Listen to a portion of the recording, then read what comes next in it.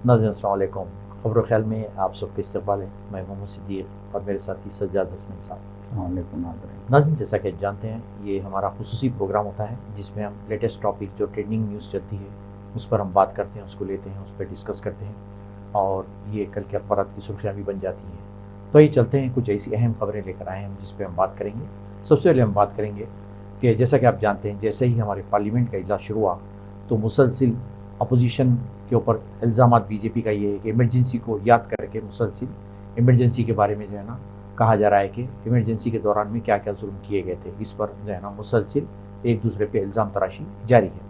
और इसके साथ साथ ईरान में जो हालिया इलेक्शन, सदारती इलेक्शन हुए थे, उस पर हम बात करेंगे क्योंकि वो कोई क़तई फैसले पे वो इलेक्शन नहीं पहुँच चुके हैं, दोबारा फिर इलेक्शन होने वाले हैं। और उसके साथ साथ हम हमारे स्टेट यानी हैदराबाद सिटी की बात करेंगे जहाँ पे दिन ब दिन बदतरीन लॉ एंड ऑर्डर के हालात होते जा रहे हैं और आए दिन जो है ना कम से कम 1 या 2 कत्ल की वारदातें हो रही हैं। इसके ज़िम्मेदार कौन हैं? यानी वाक़ई क़ानून की कुछ ढील है या समाजी बुराइयाँ इस पर फैली हुई हैं या फिर और वजूहत है, इस पर हम बात करेंगे। तो ये चलते हैं, जैसा कि आप जानते हैं पार्लियामेंट का इजलास हमारा चल रहा है तो उसमें हमारी मोदी गवर्नमेंट मुसलसिल कांग्रेस को टारगेट बना रही है कि इमरजेंसी के दौरान 1975 में जो इंदिरा गांधी की जानिब से इमरजेंसी लगाई गई थी उसमें काफ़ी जुल्म और ज़्यादती हुई, कई लोगों को जेलों में ठोसा गया और उसको बार बार दोहराया जा रहा है और दोहरा के यानी ये कोशिश की जा रही है कि जो दूसरे बर्निंग इशू है उसको जो है ना उससे तवज्जो हटाई जाए। तो कांग्रेस का इल्ज़ाम है कि आपने जो नीट के मसले हैं, ऐसे दूसरे कई मसले हैं, कॉन्स्टिट्यूशन के मसले हैं, उस पर से तवज्जो हटाने के लिए आप बार बार इमरजेंसी का जिक्र करते हैं। यहाँ तक कि हमारे जो स्पीकर हैं, स्पीकर का काम होता है बिल्कुल एक गैर जानिबदार रोल अदा करना, लेकिन वो भी जो है ना अपनी तकरीर में इमरजेंसी का जिक्र करते हैं जो यानी आज तक की तारीख में इस तरह से कभी नहीं हुआ है जो है ना। तो सज्जाद साहब, ये जो चल रहा है तकरीबन 8-10 दिन से मुसलसिल ये चल रहा है पार्लियामेंट में कि ये लोग बार बार इमरजेंसी का नाम लेते हैं। इमरजेंसी कांग्रेस इंदिरा गांधी करे थे, वो किए थे, ये किए थे। हालांकि 1975 में तो इमरजेंसी हुई, उसके बावजूद भी 1977 में थम्पिंग मेजोरिटी से दोबारा कांग्रेस फिर आई थी इख्तियार में। तो ठीक है, वो तो मसला हो गया है, काफ़ी पुराना 50 साल पुराना मसला है, लेकिन इस मसले को लेके ये लोग एक्चुअली जो रूलिंग है गवर्नमेंट, ये लोग क्या कर मैसेज देना चाहते हैं? देखिए, सबसे अहम बात ये है कि अभी मैं 2-3 दिन की बात करूंगा जी, पार्लियामेंट के इजलास के शुरू होने से पहले की बात करूंगा। पार्लियामेंट का इजलास जिस दिन शुरू हुआ उस दिन अयोध्या में तूफानी बारिश हुई। इतनी बारिश हुई कि राम मंदिर में पानी दाखिल हो गया, छत रिसने लगी, पूरा शहर अयोध्या का एक बड़ा हिस्सा डूबा हुआ। और जो राम रथ के नाम से जो अयोध्या की मेन सड़क है जो मंदिर तक जाती है, उसमें जा बजा गड़े पड़ गए। लोगों का तो कहना है कि कई जगह सुरंगें निकल आई हैं सड़क में। कितनी तबाह, तो लोगों का वहाँ पे लोगों में बहुत नाराज़गी है और ये इश्यू बन रहा है और ये बहुत सेंसिटिव मामला है, ये मामूली मामला नहीं है, मजाक की बात नहीं है। वज़ीर आज़म मोदी ने वहाँ पे राम मंदिर के जनवरी के महीने में उन्होंने जो है वहाँ पे राम प्रतिष्ठा की थी, मतलब एक रामलला को वहाँ पे नस्ब करने का काम। ये मोदी की निगरानी में, मोदी की मौजूदगी में एक बहुत बड़े फंक्शन में, एक बहुत बड़े जो है जश्न के साथ सारी दुनिया की जो है दुनिया की नज़रें यहाँ पे लगा के, सारे इंडिया की नज़रें यहाँ पे लगा के, हज़ारों कैमरे वहाँ पे लगा के और पूरे मीडिया वालों को वहाँ पे जो है जमा करके हमने जो है एक बहुत बड़ा जो है सारा बॉलीवुड वहीं पे था, सारा जो है सारा कुछ हिंदुस्तान के जो भी जो है मोदी नवाज हैं सबको जो है वहाँ पे जो है लाया गया था और एक बहुत बड़ा जो है फंक्शन मुनक़िद किया गया था। और फिर मोदी ने कहा था कि हमने वो कर दिखाया जो सदियों से हिंदुस्तानियों की ख्वाहिश थी। अब उनका ये कहना था कि 400 साल से ये मामला चल रहा था, झगड़ा है, और जो कुछ भी हो, मस्जिद तो शहीद हो गई है 92 में, इसको भी 30 साल का अरसा हो चुका है। अब लोग मुसलमान तो भूल भाल गए हैं। वैसे ही जो है 1942 में जब वहाँ पे जो है मूर्ति रखी गई थी, उस वक्त से ही वहाँ पे नमाज नहीं हो रही थी। धीरे धीरे वो मस्जिद खंडर बनती जा रही थी और आखिरी दिनों में तो पूरी तरीके से मस्जिद गैराबाद भी थी, उसकी जो है खंडर की शक्ल में थी, उसके अंदर झाड़ झंकार हो गए थे। जो है ये एक अलग जो है ठीक है, लेकिन जो है अब वो मसला उठ रहा है ये मसला अभी उठा भी नहीं था कि दिल्ली में बारिश शुरू हो गई। गज़ब की बारिश जो है दिल्ली में हुई, गुज़िश्ता रोज़ आपने देखा, कहा जाता है कि 36 साल रिकॉर्ड टूट गया, इतनी बारिश हुई कि जो है जुमेरात की सुबह 8 बजे जो बारिश शुरू हुई तो जुमा की शाम तक भी ये सिलसिला बारिश का जारी था, जिसके नतीजे में आधा दिल्ली पानी में डूब गया। दिल्ली के कई इलाके ज़ेरियाब आ गए, हत्ता के जो आलिशान VIP इलाके थे, चाहे वो हम नोएडा की बात करें, चाहे हम गुरुग्राम की बात करें, चाहे वो जो है दिल्ली के और जो है वसंत विहार की बात करें, कनॉट प्लेस की बात करें, यहाँ तक कि एयरपोर्ट की बात करें, इंदिरा गांधी इंटरनेशनल एयरपोर्ट की बात करें, सारे के सारे इलाके मुतासर हुए। और हैरतंगेज़ बात यह है कि इंदिरा गांधी एयरपोर्ट के टर्मिनल 1 का एक बहुत बड़ा हिस्सा जो है छत का गिर पड़ा, जिसके नतीजे में एक शख्स की मौत हुई, 5 लोग जख्मी हुए। ये खबर आई थी, जिसके फौरी बाद जो है इंदिरा गांधी इंटरनेशनल एयरपोर्ट को जो है बंद कर दिया गया। आमद रफ्त के लिए मुसाफिरीन को जो है बहुत मुश्किलात का सामना था। तो इत्तेफाक की बात कि उसी टर्मिनल का इफ्तिताह भी वज़ीर-ए-आज़म मोदी ने किया था। अब एक जानिब अयोध्या है जहाँ लोग बहुत ज़्यादा गुस्से में हैं, वो अब खुल के कह रहे हैं। मीडिया वाले जब गए अयोध्या तो उन्होंने कहा इसीलिए हमने बीजेपी को हराया यहाँ से। वो लोग कह रहे हैं, वो दो ठोक अंदाज में कह रहे हैं कि उन्होंने ये जो काम किए हैं, जो धोखेबाजी की है, ये जो है डेवलपमेंट के नाम पे हमारे घरों को गिराया गया, हमारी बस्तियों को तोड़ा गया, हमारे मंदिरों को जो है गिराया गया, हमारे महलों को जो है महल्ले के महल्ले ख़त्म किए गए, राम रथ के नाम पे जो सड़क बनाई गई उस सड़क के दोनों जानिब के घरों को ख़त्म कर दिया गया। सड़क की और कारोबार भी बहुत ही बेदर्दी से जो है इन्होंने, लोगों का कहना है कि गिराने तो बहुत बेदर्दी से आए थे लोग और बहुत ही बेदर्दी से घर गिरा के सड़क बना के नाले बना के गए थे। लेकिन आज हम मुसीबत में हैं, हमारे घरों में पानी दाखिल हो रहा है, हम जो है घर में रहने के लायक नहीं हैं, तो आज हमारी मदद के लिए कोई नहीं आ रहा है। तो ये एक हफ्ते से बहुत बड़ा इश्यू है। लेकिन अफसोस की बात कि हमारा जो गोदी मीडिया है वो बिल्कुल भी नज़रअंदाज किए हुए है। यहाँ तक कि कहा जा रहा है कि जो राम मंदिर अभी बनाया गया है उसके बाबुल दाखिले पे भी पानी जमा है। मंदिर के बहुत सारे इलाकों में अंदर के पानी रिस रहा है, अंदर से पानी के भर जाने की खबरें हैं। यहाँ तक कि बाबुल दाखिले पे भी पानी जमा है। और ये जो सड़क जो है मेन रेलवे स्टेशन और एयरपोर्ट को जोड़ती है, उस सड़क में बड़े बड़े गड्ढे फट गए हैं। लोगों का कहना है कि ऐसा मालूम होता है जैसे यहाँ बमबारी हुई। एक बारिश में लोगों का कहना है कि 22 जून को वहाँ पे बारिश हुई और यहाँ पे 21 जून को पार्लियामेंट की कार्रवाई शुरू हुई। पार्लियामेंट में एक तो नीट का मसला है, बहुत बड़ा मसला है, नीट का मामूली मसला नहीं है, बहुत बड़ा इश्यू है। एक नीट का इश्यू है, नीट का इश्यू को अपोजिशन ने उठाया, फिर नीट के इश्यू से कहीं ज़्यादा खौफ इनको उसका है अयोध्या के मामले का, क्योंकि अब आने वाले दिनों में यूपी में इलेक्शन होंगे। और अब वो अभी से वो परेशान है कि जिस तरीके से पार्लियामेंट के इंतखाबात में उनको वहाँ पे मुँह की खाने पड़ी है, वो खौफ का शिकार है। तो इन चीज़ों से लोगों की तवज्जो हटाने के लिए अब उनको कुछ सुधर नहीं रहा है, तो इमरजेंसी की जो है गुहार लगाने शुरू कर दिए। अलमिया ये है, अफसोस की बात ये है कि गुज़िश्ता रोज़ हमने देखा, गुज़िश्ता 3 दिनों से हम देख रहे हैं कि बीजेपी के वज़रा, बीजेपी के लीडर, बीजेपी के MP बिल्कुल रट लगाए हुए हैं। ऐसा मालूम हो रहा है कि इनको जो है स्कूल में जैसे बच्चों को जो है सिखा दिया जाता है कि आज आपको ये पोएम पढ़नी है, इनको ये पोएम पढ़ा दी गई है कि आपको रट्टा लगाना है। अजीब गरीब, कोई मंतिक नहीं है, कोई जवाब नहीं है, कोई दलील नहीं है, बस बोले जा रहे हैं। आप देखिए, आपको हंसी आएगी।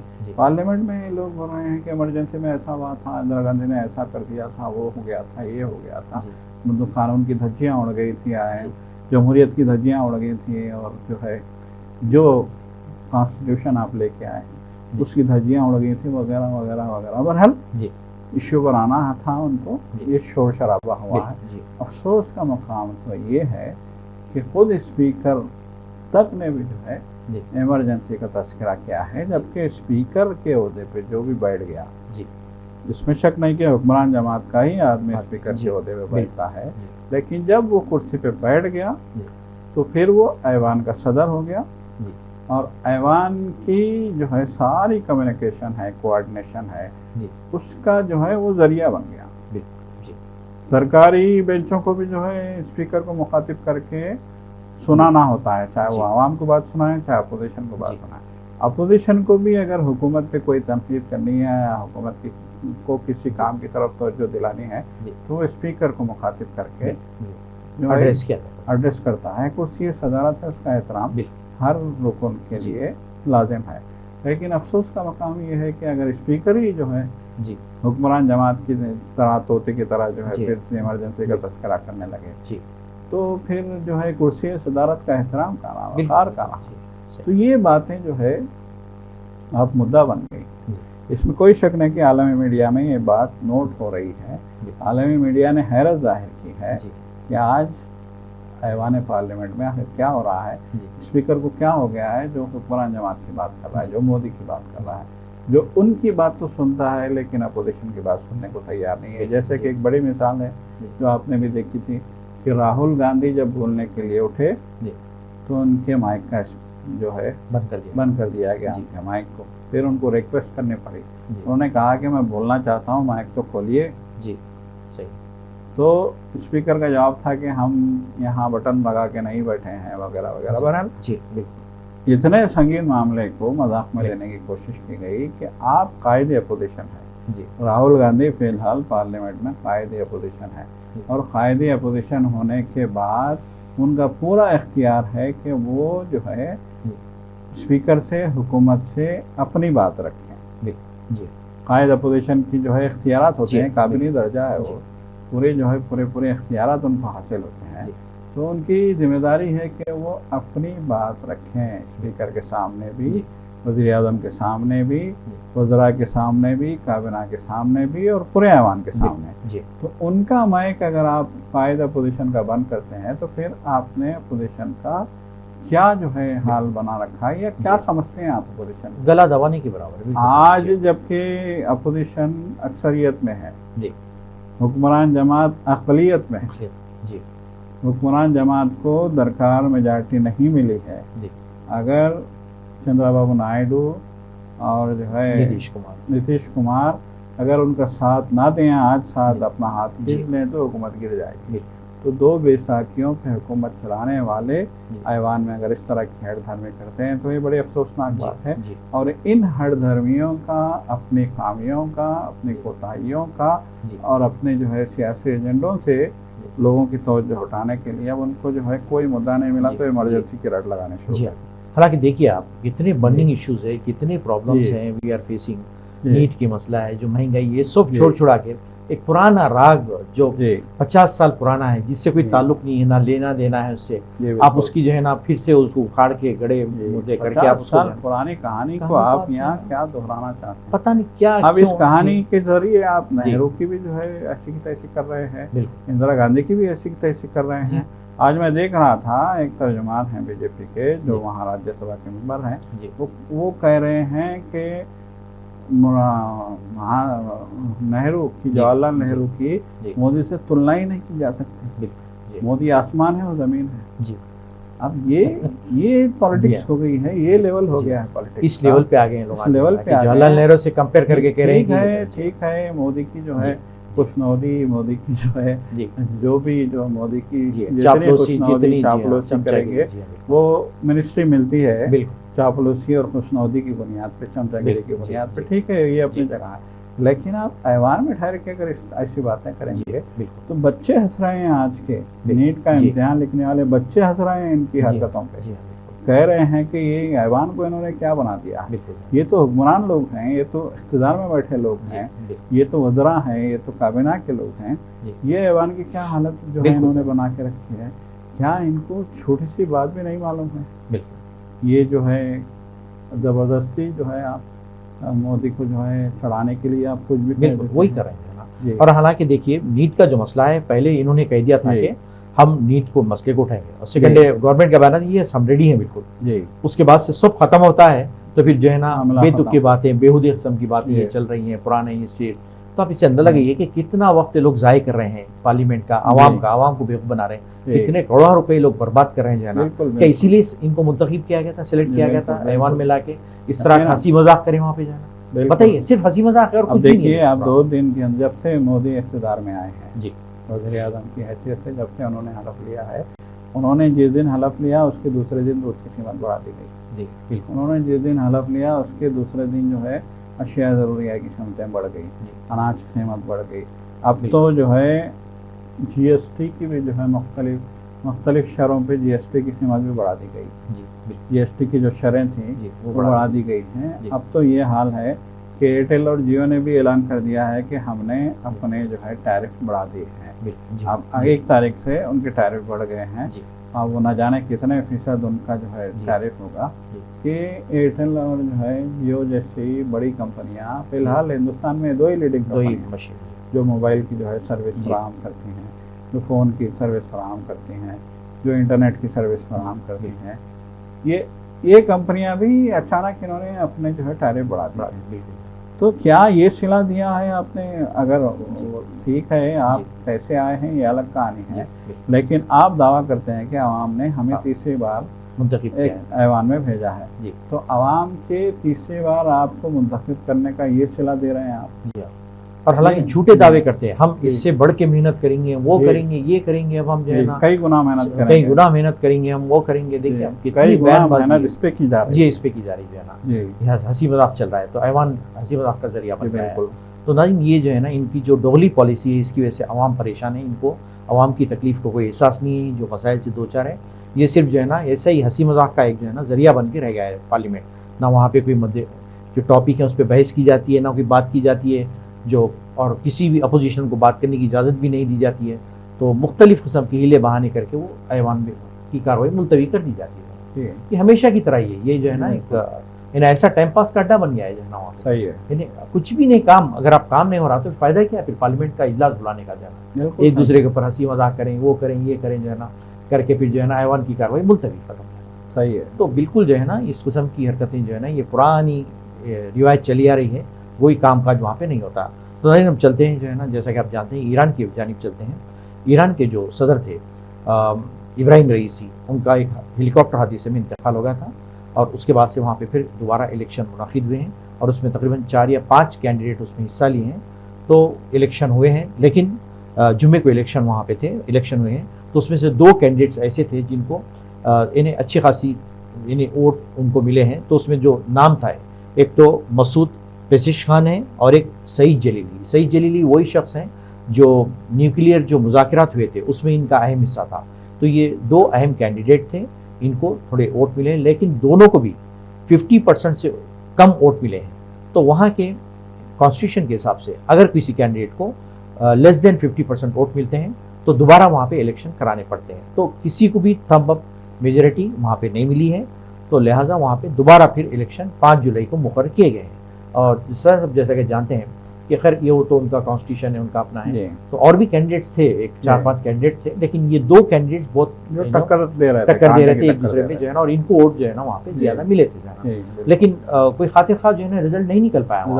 जी हाँ बिल्कुल। देखिए जहाँ तक मेरा ख्याल है पहली बार हुआ है ईरान में कि सदारती इंतखाब में दोबारा इलेक्शन की नौबत आई है।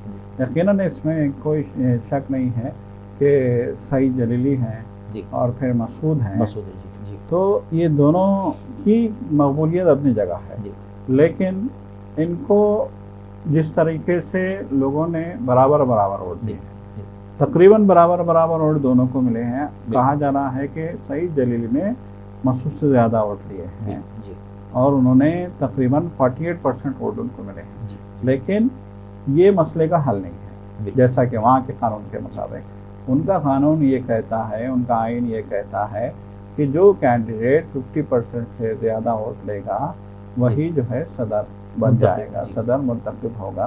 तो बहरहाल जो है ये एक वहाँ का जो है एक आइन का एक हिस्सा है, वहाँ के आइन का एक हिस्सा है कि ये इलेक्शन में जो है एक सिस्टम है, एक तरीक़ाकार है, उसी के हिसाब से चलते हैं। आपको याद होगा कि जो है तुर्की में भी यही निज़ाम राइज है। तुर्की में भी आपको याद होगा कि जब रजब तैयब एर्दोगान जो है वहाँ पे इलेक्शन लड़ रहे थे तो उनको कई मराहिल से गुजर, तकरीबन जब पहली बार उन्होंने इलेक्शन लड़ा था तो 17 बार वहाँ पे इलेक्शन हुआ था। उनको दरकार अक्सरियत ना मिलने की वजह से 17 बार वहाँ पे इलेक्शन कराए गए थे। 17 बार इलेक्शन होने के बाद 18वीं बार में रजब तैयब उर्दुगान को पहली बार आए थे जब की बात करा तो कामयाबी मिली थी। तो बहरहाल जो है अब ईरान में भी यही है, जहाँ तक मेरा ख्याल है, मुझे याद पड़ता है इनकलाब ईरान के बाद अगर हम बात करें तो ये पहली बार हुआ है कि वहाँ पे सदारती इंतखाब में ये टक्कर देखी गई, बराबर की टक्कर। तो आइए हम चलते हैं हैदराबाद की जानिब। जैसा कि आप जानते हैं कि इन्हें हर रोज़ कोई ना कोई मसला ऐसा होता है जहाँ पे कुछ ना कुछ कत्ल की वारदात यहाँ पे रौनुमा होती है। अब चाहे इसको आप एक समाजी मसला कहें या आप इसको कोई ये लॉ एंड ऑर्डर का मसला कहें या फिर आप जो है ना कोई ऐसी कोताही है या फिर कानून की ऐसी कोई कोताही है जिसकी वजह से लोग कत्ल करने के बाद कातिल बच निकल के इन्हें कामयाब हो जाता है, तो या फिर टारगेटेड किलिंग है या फिर सियासी रखावत का नतीजा है। लेकिन ये बात तो सच है कि जो है ना दिन ब दिन यहाँ के हालात इतने बदतर हो चुके हैं, इतना बदनाम हो चुका है हैदराबाद कि हर रोज कोई ना कोई 1 या 2 कत्ल की वारदातें यहाँ पे हो रही है। तो सजा साहब ये इसको हम क्या कहेंगे? ये एक समाजी लॉ एंड ऑर्डर का मसला है, समाजी मसला है, बुराइयों का मसला है, या फिर पुलिस की भी कुछ खामियां कोताहियां हैं? देखिए, जब से इलेक्शन हुआ है जी पार्लियामानी इंतखाबात में, उसके बाद से अचानक कत्ल के वाक़यात का सिलसिला शुरू हो गया है। तो इसको हम क्या कहेंगे जी? ये अहम बात है। यकीनन इस बात से इनकार नहीं किया जा सकता कि शहर में जो है समाजी हालात जो है पहले की नस्बत बहुत ख़राब हैं। लोग रातों में जागते हैं, दिन में सोते हैं। गांजे की जो है लत बहुत कहा जा रहा है कि गांजे की स्मगलिंग बहुत बड़े पैमाने पे यहाँ हो रही है। ये खबरें भी आती हैं। मनशियात के इस्तेमाल की जो है बहुत हम मुसलसल सुन रहे हैं, तकरीबन 5 साल से वाइटनर के इस्तेमाल की भी जो है मुसलसल खबरें आ रही हैं। और आमतौर पे कहा जाता था कि जब कोई गांजे के नशे में होता है या वाइटनर के नशे में होता है तो अपने आप को भूल जाता है। तो लेकिन ये जो कत्ल हो रहे हैं इसमें जो आप देखेंगे, हम 10 दिन की बात करेंगे, 10 दिन के अंदर जो कत्ल हुए हैं, इसमें इस तरह की कोई जो है ऐसी पुलिस की जानिब से ये नहीं कहा गया है कि गांजे के नशे में इसने कत्ल किया या मनशियात के ज़हरी असर इसने कत्ल किया। बहरहाल जो कुछ भी हो, ये जो हो रहा है वो बहुत तशवीशनाक है। यकीनन पुलिस को अपना किरदार अदा करना चाहिए। कांग्रेस गवर्नमेंट के आने के बाद ये वाक़यात बहुत तेज़ी से इजाफा हुआ है, तो कांग्रेस को भी जो है संजीदगी से इस मसले को हल करने के लिए इक़दाम करने होंगे, वरना जो है हुकूमत बदनाम हो जाएगी। और सारे हिंदुस्तान में हैदराबाद का नाम इतना बदनाम हो चुका है कि पता है कि लॉ एंड ऑर्डर बिल्कुल नहीं यहाँ पे ऐसा महसूस हो रहा है। यहाँ कत्ल की वारदात के वाक़यात देखिए, आज 2 कत्ल के वाक़यात हुए हैं और कहा जा रहा है कि मज़ीद एक कत्ल की भी खबर आ रही है, 2 कत्ल की खबर आ रही है। बहरहाल जो कुछ भी हो, ये जो हो रहा है ये तशवीशनाक है और इस पे कंट्रोल के लिए लॉ एंड ऑर्डर की मजबूती बहुत लाज़मी है। बिल्कुल नाज़रीन, ये बहुत ही संगीन मसला है, जैसा कि आप जानते हैं कि इसको फ़ौरन से हल करने की ज़रूरत है, वरना जो है ना यहाँ का कानून ऐसा समझोगे कि यहाँ के कानून मजबूत नहीं है, लोग जो है ना इसका फ़ायदा उठा रहे हैं, नाजायज़ फ़ायदा। तो नाज़रीन, हम इसी के साथ ही हम आपसे इजाज़त देते हैं। तो इंशाल्लाह फिर नेक्स्ट टाइम नेक्स्ट टॉपिक के साथ फिर आपसे मुलाकात होगी। जब तक के लिए इजाज़त दीजिए। अल्लाह हाफ़िज़। खुदा।